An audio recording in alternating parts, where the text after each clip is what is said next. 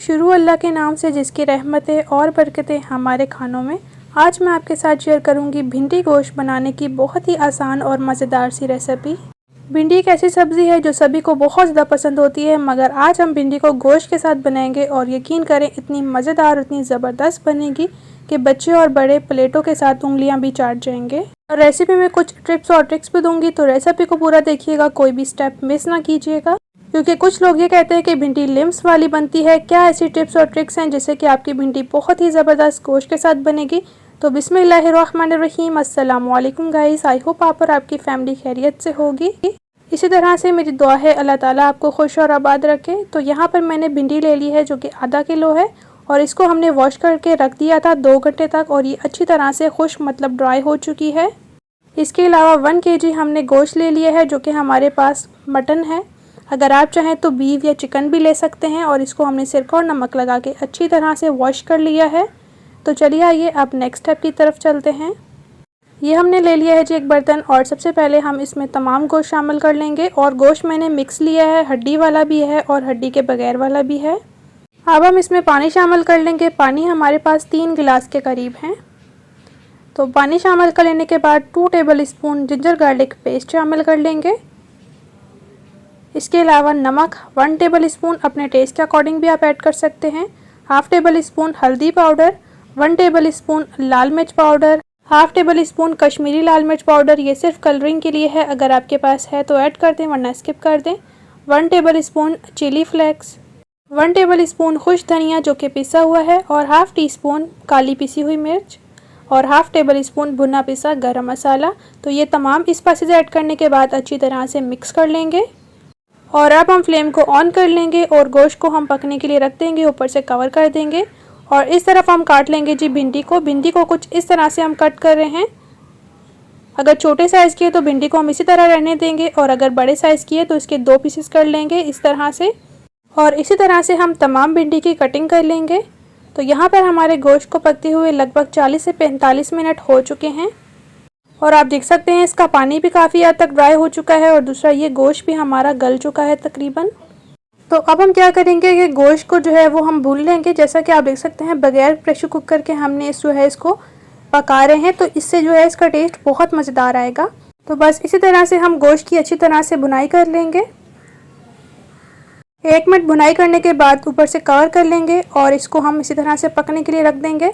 और यहाँ पर हमने पैन में ऐड कर दिया है 4 से 5 टेबल स्पून ऑयल। इसमें प्याज शामिल कर लेंगे जो कि हमने 2 बड़े साइज़ के लिए थे, और कुछ इस तरह से हमने इनको कट कर लिया है। और अब हम प्याज़ों को फ्राई कर लेंगे।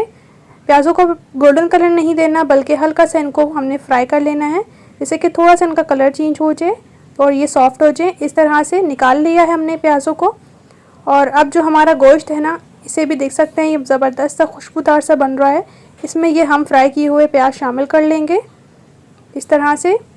और इसके अलावा हमने टमाटर ले लिए हैं 2 अदद, और इनको कट कर लिया है, ये भी शामिल कर लेंगे।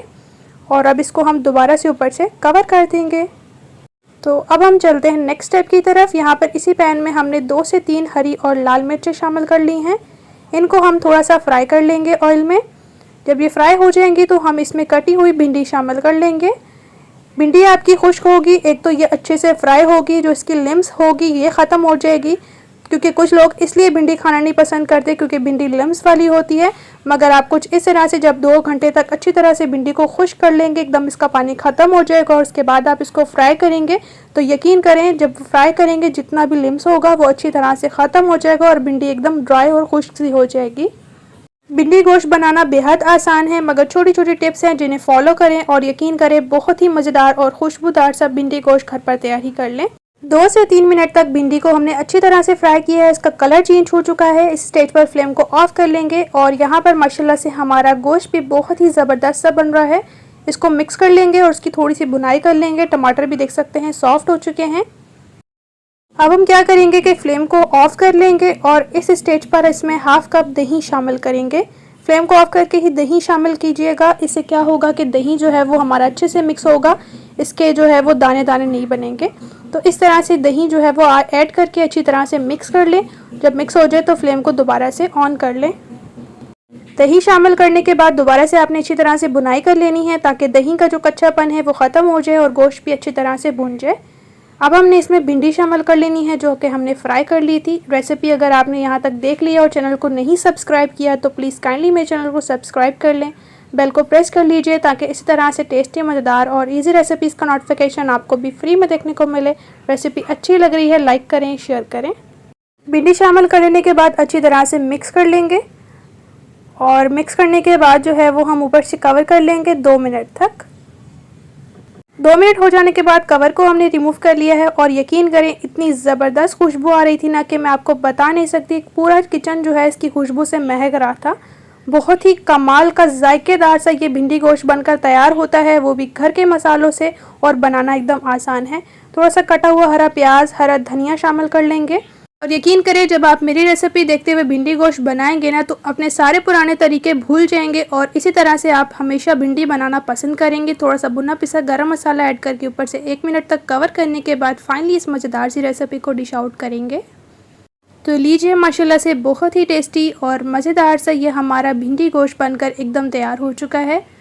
बहुत ही आसान सा तरीका मैंने आज आपके साथ शेयर किया है और यकीन करें जब आप फर्स्ट टाइम भी बनाएंगे तो आपका भिंडी गोश्त इतना मज़ेदार बनेगा कि घर वाले भी तारीफ़ें करेंगे। रेसिपी को ज़रूर बनाएं, इंशाल्लाह से रेसिपी आपको बहुत ज़्यादा पसंद आएगी और अपना राय देना ना भूलिएगा कमेंट सेक्शन में। और यकीन करें गोश्त भी एकदम जूसी, बहुत ही सॉफ्ट और मज़ेदार सा बना था और इसके साथ भिंडी का जायका बहुत ही लाजवाब। ज़रूर बनाएं, इंशाल्लाह से इसी तरह से आपके साथ मिलूँगी एक मज़ेदार और टेस्टी रेसिपी के साथ। अपना और अपने प्यारों का रखें बहुत ज़्यादा ख्याल। Thanks for watching for my video. अल्लाह हाफिज़।